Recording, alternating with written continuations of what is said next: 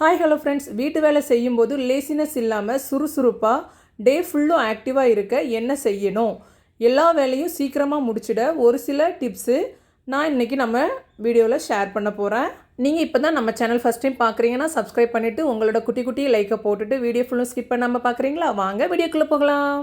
First ஏன் சோம்பேறித்தனம் வருது, ஏன் அந்த லேசினஸ் வருதுங்கிறதுக்கு நான் என்ன சொல்ல வரேன்னா, எவ்வளோதான் மாடு மாதிரி உழைச்சாலும் வீட்டு வேலைகளையும் எல்லா வேலையும் இழுத்து போட்டு செஞ்சாலும் நம்மளை யாருமே மதிக்கலை, நமக்கு என்ன சம்பளமாக தராங்க, சம்பளம் இல்லாத ஒரு வேலைக்காரி மாதிரி தானே இருக்கும், இதுக்காக நாம் இவ்வளோ கஷ்டப்பட்டு படித்தோம், நம்ம அம்மா வீட்டில் எவ்வளோ இதாக இருந்தோம், இங்கே வந்து இப்படி ஆகிட்டோமே அப்படின்னு நீங்கள் நெகட்டிவாக நினச்சிட்டே இருந்தீங்கன்னா உங்களோட மைண்ட்லேருந்து பாடி வரைக்குமே டவுன் ஆகிரும்.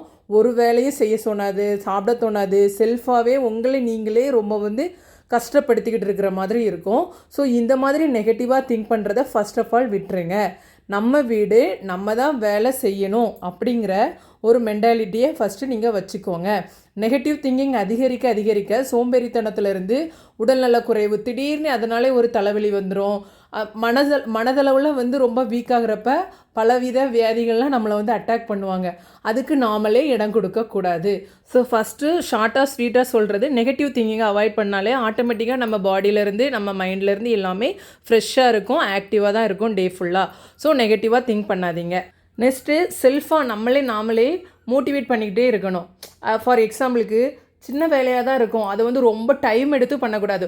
ஒரு குறிப்பிட்ட ஒரு டைம் ஸ்லாட் நீங்களே ஃபிக்ஸ் பண்ணுங்கள். அதுக்குள்ளே இந்த கிச்சன் வேலையெல்லாம் முடிச்சிடணும், வீடு க்ளீனிங்காக அதையும் முடிச்சிடணும், அதுக்கப்புறம் நம்ம ரெஸ்ட் எடுக்கணும். டைம் செட் பண்ணிங்கன்னா ஸ்பீடாக நடக்கும் வேலைகள்லாம். அந்த ஒரு லேசினஸை உள்ளே வரவே விடக்கூடாது. ஸோ எதுவாக இருந்தாலும் பிளான் பண்ணி ப்ரீ பிளானடாக நாளைக்கு காலையில் என்ன சமைக்கணும் அப்படிங்கிறத முந்தின நாள் நைட்டே திங்க் பண்ணி வச்சுருங்க. காலையிலே போயிட்டு நம்ம அது அப்போவே ஒரு லேசி ஆகிரும், என்னடா சமைக்கிறது அப்படின்னு யோசிக்கிறதுலே உங்களுக்கு லேசினஸ் வந்துடும். ஸோ எதுவாக இருந்தாலும் ஒரு டைம் பிளானிங் எல்லாமே பக்காவாக பண்ணிங்கன்னா லேசினஸ் இல்லாமல் நீங்கள் ஆக்டிவாக இருக்கலாம். நெக்ஸ்ட்டு நான் இதில் ஒரு டிப்ஸ் சொல்ல போகிறேன். நம்மளும் ஒரு மனுஷன் தானேங்க, மிஷின் கிடையாதுல்ல. அக்கா சொல்கிறாங்க அப்படி ஆக்டிவாகவே இருக்கலான்னு, கண்டிப்பாக முடியாது தான். அப்படி உங்கள் மைண்ட் அளவில் நீங்களே கொஞ்சம் ஒரு டயர்ட்னஸ் தெரிகிறப்ப ஒரு டீ, உங்களுக்கு பிடிச்ச எதுனா ஒரு ஸ்வீட்டு, புதினா டீ, இஞ்சி டீ, காஃபியோ ஏதோ ஒன்று அந்த டைம் நீங்கள் சட்டுன்னு போட்டு குடிச்சிட்டு ஒரு 15 மினிட்ஸ் ரெஸ்ட் எடுத்துகிட்டு, நீங்கள் ஆல்ரெடி உங்கள் லைஃப்பில் ரொம்ப ஹாப்பியாக இருந்திருப்பீங்கள்ல, அந்த திங்கிங்கெல்லாம் யோசித்து பாருங்கள், ரீகால் பண்ணி பாருங்கள். இல்லை உங்கள் ஃப்ரெண்ட்ஸ், நீங்கள் யார்கிட்ட ரொம்ப க்ளோஸாக பேசுவீங்களோ அவங்களுக்கு ஒரு கால் பண்ணி என்னடி என்ன பண்ணுற அப்படி ஜென்ரலாக ஒரு டாக் எடுக்கிறப்ப உங்களோட அந்த ஒரு டயர்ட்னஸ் ஆட்டோமேட்டிக்காக வெளியே போயிடும். ஸோ நான் என்ன டிப்ஸாக சொல்கிறேன்னா, ஒரு ட்ரிங்க் சாப்பிடுங்க, இல்லை உங்களுக்கு பிடிச்ச ஏதாவது ஸ்வீட் உடனே ரெடி பண்ணி சாப்பிடுங்க, இல்லை வீட்டில் எதுனா ஸ்நாக்ஸ் இருந்தால் சாப்பிடுங்க, உங்கள் ஃப்ரெண்ட்ஸுக்கு கால் பண்ணி பேசுங்க. மைண்ட் அளவில் அப்படியே ஒரு ரெஃப்ரெஷ் ஆகிருங்க. நெக்ஸ்ட்டு ரொம்ப டயர்டாகிற மாதிரியோ இல்லை நீங்களே செல்ஃபாக ஆக்டிவாக இருக்கிறதுக்கு பாட்டு கேட்கலாம். ஒரு சில பேருக்கு இது ரொம்பவே பிடிக்கும் இந்த ஹேபிட்டு. டிவியில் பாட்டை ரொம்ப சவுண்டாக வச்சுட்டு பாத்திரம் கழுவுவாங்க, வெஜிடபிள் கட் பண்ணுறதா இருந்தால் கட் பண்ணுவாங்க, வீடு க்ளீன் பண்ணுறப்ப பண்ணுவாங்க. இது என்னோடய ஹேபிட்டுங்க. நான் மட்டும் அலோனாக இருக்கிறேன்னு வைங்களேன், பசங்க யாருமே வீட்டில் இல்லை, மாமியார் இல்லை, மாப்பிள்ளை இல்லை, யாருமே இல்லைன்னா எனக்கு பிடிச்ச சாங், அது சாமி பாட்டாக இருக்கலாம், சினிமா பாட்டாக இருக்கலாம், யாரோட பாட்டாகவும் இருக்கலாம், என்ன உங்களுக்கு ஒரு மியூசிக் பிடிக்குமோ அதை ஆன் பண்ணி விட்டுட்டு நீங்கள் கடகடன்னு உங்களுக்கு வேலையும் ஓடும், மைண்ட் லெவல்லே நல்லா ஜாலியாக இருக்கும், உங்கள் வாய்க்கும் ஒரு எக்ஸசைஸ் கொடுத்த மாதிரி நீங்களே பாட்டு பாடிட்டு பண்ணுவீங்க பாருங்கள், வேறு லெவலில் இருக்கும். அந்த வேலை செய்கிற அந்த ஒரு வலி, அந்த ஒரு டயர்டு, அந்த ஒரு பலுவே தெரியாது. அந்தளவு மைண்டு ரொம்ப ஜாலியாக இருக்கும். ஸோ உங்களுக்கு அந்த ஹேபிட் பிடிக்கணும், நீங்கள் இதை கூட ஃபாலோ பண்ணலாம். பாட்டு கேட்டுகிட்டே வேலையை செய்யுங்க. டயர்ட்னஸோ சோம்பேறித்தனத்தையும் ஓட விரட்டிடலாங்க. இன்னும் ஒரு ரகம் இருக்காங்கங்க, வீட்டில் யாருன்னா ஒருத்தர் எக்ஸ்ட்ரா இருந்துட்டாங்கன்னா லேடிஸுங்க, நம்ம எதுக்கு இந்த வேலை செய்யணும், நம்ம ஹெல்த் சரியில்லாத மாதிரியே காமிச்சிக்கிட்டா அப்படியே லேசியாகவே இருக்கிற மாதிரி இருப்பாங்க. நான் இது எல்லாத்துக்கும் சொல்லலை, ஒரு சில கேர்ள்ஸ் இந்த மாதிரி இருப்பாங்க. இப்போ ஃபார் எக்ஸாம்பிளுக்கு மாமியார் இருக்கிறாங்கன்னு வைங்களேன், ஏன் அவங்க இந்த வேலை செஞ்சால் தான் என்னவா, நம்ம தான் எப்பவும் சமைக்கணுமா, காலையிலையும் கிச்சனுக்குள்ளே நிற்கணும், நைட்டும் நிற்கணும், ஃபுல்லும் நமக்கு மட்டுமா இந்த வீடு, அவங்களும் தானே சாப்பிட்றாங்க, ஒரு நேரம் வேலை செஞ்சால் என்னன்னுக்கிட்டு லேசினஸ் இல்லாத லேசினஸை அவங்களே க்ரியேட் பண்ணிவிட்டு, எனக்கு கொஞ்சம் தலைவலிக்கிற மாதிரி இருக்குது, ஸ்டொமக் பெயின் மாதிரி இருக்குது, இப்படின்னு கதை கட்டிட்டு ஒரு சில கேர்ள்ஸ், நான் இது எல்லாத்துக்கும் சொல்லலை, ஒரு சில பேர் இருப்பாங்க. நான் என்ன சொல்ல வரேன்னா, அந்த மாதிரி ஏட்டிக்கு போட்டியாக நினைக்கக்கூடாது. நம்ம வீடு என்னதான் இருந்தாலும் அவங்க மூத்தவங்க, பெரியவங்கள அவங்களால முடிஞ்சால் நமக்கு எதனா ஹெல்ப் பண்ண தான் போகிறாங்க. அதுக்காக அதை ஒரு வன்மமாக எடுத்துகிட்டு பழி வாங்குற மாதிரி நம்ம வீட்டு வேலை செய்கிறதில் காமிக்கக்கூடாது. ஸோ இந்த மாதிரி கேரக்டராக இருந்தால் நீங்கள் கண்டிப்பாக உங்களை நீங்கள் மாற்றிக்கணும். முடிஞ்ச வரை செய்யுங்க. அதுக்காக பொய்யா அவங்க இருக்காங்க, நாத்தனார் இருப்பாங்க ஒரு சில வீட்டில், அந்த மாதிரிலாம் நம்ம வந்து அடுத்தவங்ககிட்ட வேலையை எதிர்பார்க்கக்கூடாது. இதை தான் இந்த பாயிண்டில் சொல்ல வரேன். ஓகேங்களா? நம்மளால் முடிஞ்ச வரை நம்ம வீடு நம்ம தான் செய்யணும். அதே மாதிரியே இன்னொரு டைப் இருக்காங்க. வீட்டுக்கு எதனா ஒரு கெஸ்ட்டு வரணும், நம்ம அண்ணன் ஃபேமிலியாக இருக்கலாம், தங்கச்சி ஃபேமிலியாக இருக்கலாம், அவங்க நம்ம வீட்டில் வேலை செய்யணும் அப்படின்னும் நம்ம எதிர்பார்க்கக்கூடாது. நம்ம வீட்டுக்கு வந்திருக்காங்க, நம்ம தான் செஞ்சு கொடுக்கணும் அப்படின்னு அதை ஒரு ஜாலியாக வந்திருக்கவங்கள நல்ல ஒரு உபசரிப்பு பண்ணிவிட்டு நம்ம தான் செய்யணும், நல்லா டேஸ்ட்டாக சமைக்கணும், நம்ம இன்றைக்கி சமைச்சு தான் அவங்க சாப்பிட போகிறாங்க. அதே மாதிரி அவங்க நாளைக்கு வர்றாங்கன்னா முந்தின நாளே நீங்கள் மைண்ட் அளவில் ஹாப்பியாக எடுத்துட்டீங்கன்னு வைங்களா, அவங்க வர்றதை வீட்டு வேலையெல்லாம் ஆட்டோமேட்டிக்காக நீட்டாக ஓடிடும். நம்ம வீடு நீட்டாக இருக்கணும்ப்பா, நாளைக்கு வராங்க, பாத்ரூம்லேருந்து கிச்சன்லேருந்து எல்லாம் கிளியராக இருக்கணும். அப்போ அந்த க்ளீனிங் ப்ராசஸ் கூட முந்தின நாளே உங்களுக்கு ஸ்பீடாக ஓடிடும், அந்த டயர்டே தெரியாது. ஸோ நீங்கள் எப்போவுமே பாசிட்டிவாக இருந்தீங்கன்னா இந்த சோம்பேறித்தனத்தை உள்ளே விடுறதுக்கும் சரி, லேசினஸுக்கும் சரி வேலையே கிடையாது. நெக்ஸ்ட்டு இப்போ ஒரு டே ஸ்டார்ட் ஆகுது, நம்ம வந்து காலையில் எப்படியும் கிச்சனுக்குள்ளே போய் நம்ம குக்கிங் வேலையெல்லாம் முடிப்போம். அந்த குக்கிங் வேலையிலையும் சரி, நம்ம துணி துவைக்கிறதா இருந்தாலும் சரி, எப்போவுமே ரொம்ப ஒரு கஷ்டமான ஒரு வேலை உங்களுக்கு நீங்கள் மைண்டளவில் எதை ஃபீல் பண்ணுறீங்களோ அதை ஏர்லியராக பண்ணுங்கள். இப்போ ஒரு சில பேருக்கு பார்த்தீங்கன்னா காலையில் எழும்புனதும் அந்த 5 to 6 o'clock துணி துவைக்கணும் அப்படின்னு யோசிப்பாங்க. காலையிலே பசங்களாம் எழும்புறதுக்கு முன்னாடி ஒரு 2 பக்கெட் துணியாக இருந்தாலும் 1 hourல வாஷ் பண்ணிடலாம். அந்த ஒரு ஃப்ரெஷ் மைண்டு, நல்ல மைண்டு, ஒரு நல்ல வைபாக இருக்கும். வேலை குடுகுடுன்னு ஓடும், கஷ்டமான வேலைங்கிற ஒரு ஃபீலே எடுத்துக்க மாட்டோம். அந்த மாதிரி நீங்கள் வந்து கொஞ்சம் கஷ்டமாக ஃபீல் பண்ணுற மாதிரி எதனா ஒர்க் இருந்துச்சுன்னா அதை ஃபஸ்ட்டு பண்ணுங்கள். இதுதான் இந்த பாயிண்டில் சொல்ல வரேன். அப்போ உங்களுக்கு லேசினஸ் தெரியாது. ஸ்கூல் படிக்கிறப்ப எனக்கு ஃப்ரெண்ட்ஸ் 2 பேர் இருக்காங்க. ஸ்கூல்லேயும் சரி காலேஜ்லேயும் சரி, அவங்க எப்படி எக்ஸாமுக்கு ப்ரிப்பேர் பண்ணுவாங்கன்னா நல்லா டஃப்பாக இருக்கும் இல்லையா, அந்த லெசனை ஃபஸ்ட்டு படிச்சுருவாங்க.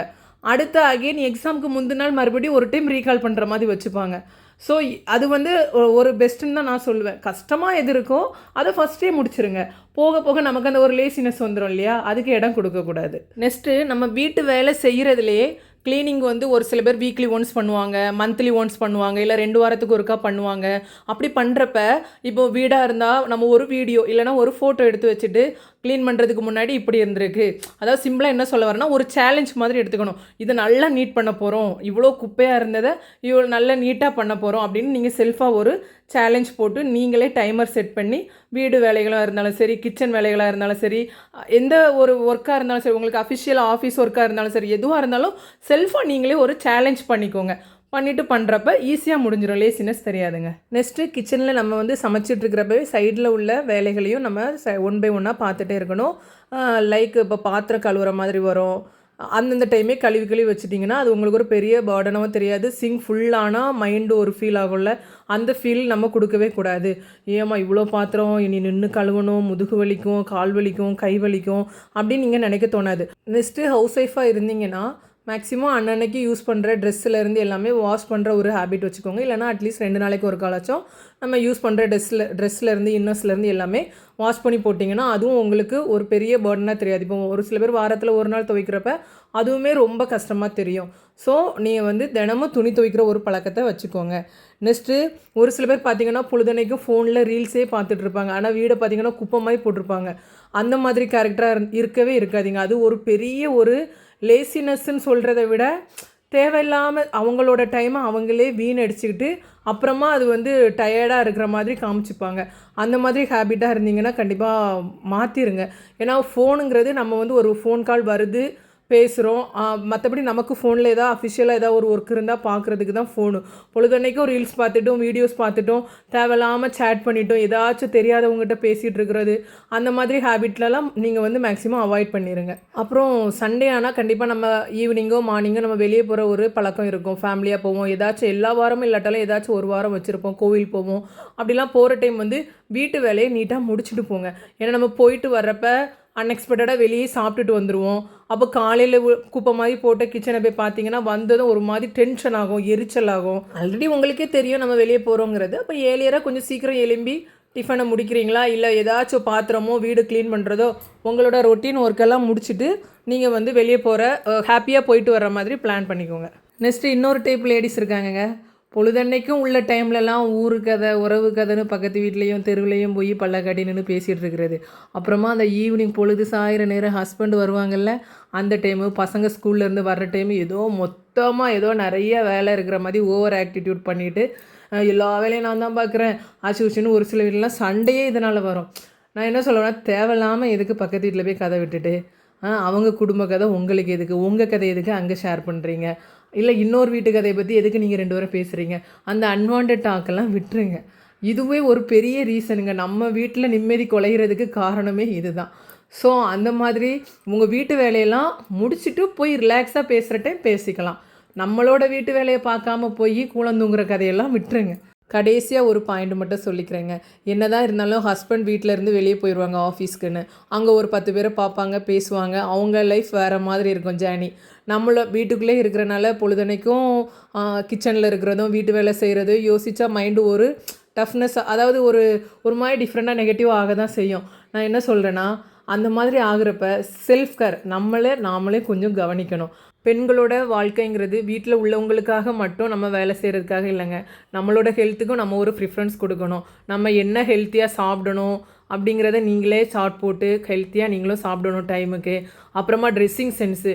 ஒரு சில பேர்லாம் பார்த்திங்கன்னா வீட்டிலே இருக்கிறதானே பொழுதனைக்கு நைட்டி அந்த மாதிரி தலையை ஒரு கொண்டை போட்டுக்கிட்டு போட்ட நைட்டிலே சாயந்தரம் வரைக்கும் இருப்பாங்க. அப்போவுமே மூடு ஒரு மாதிரி ஆஃப் ஆகிருங்க. ஸோ செல்ஃபாக ஒரு சுடிதார் போடுறது, ஒரு தலை வர்றது, அதே மாதிரி பேக் ரெடி பண்ணி தலைக்கு ஒரு சில பேர் ஹேர்லாம் பார்த்திங்கன்னா ரொம்ப நீட்டாக வச்சுருப்பாங்க. ஒரு சில பேர் ஒரு மாதிரி மோசமாக இருக்கும். அந்த மாதிரிலாம் விடக்கூடாது. நாமளே கொஞ்சம் பியூட்டியும் கொஞ்சம் மெயின்டைன் பண்ணிக்கிட்டு ஃபேஸ் பேக்லேருந்து எல்லாமே செல்ஃபாக வீட்டில், நான் அதுக்காக கடையில் போய் செலவு பண்ணி போடுங்கன்னு சொல்ல வரல.